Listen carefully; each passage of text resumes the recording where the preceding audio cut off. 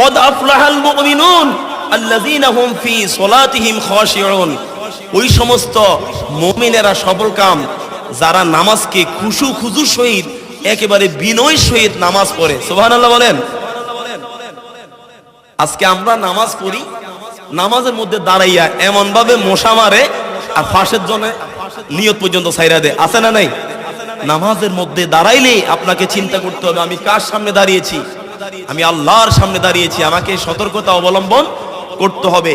এগুলো হচ্ছে মুনাফিকের নামাজ। কিসের নামাজ? মুনাফিকের নামাজ।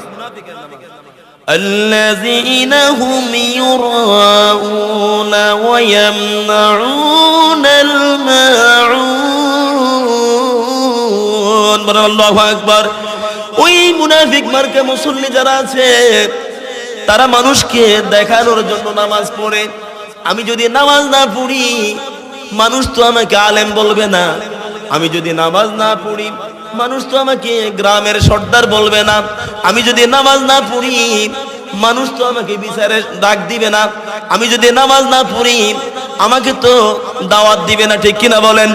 এরকম লোক দেখানোর জন্য যারা নামাজ পড়ে তারা নামাজ পড়তেছে ঠিক আছে, কিন্তু এটা কার নামাজ বলেন? মুনাফিকের নামাজ। কার নামাজ?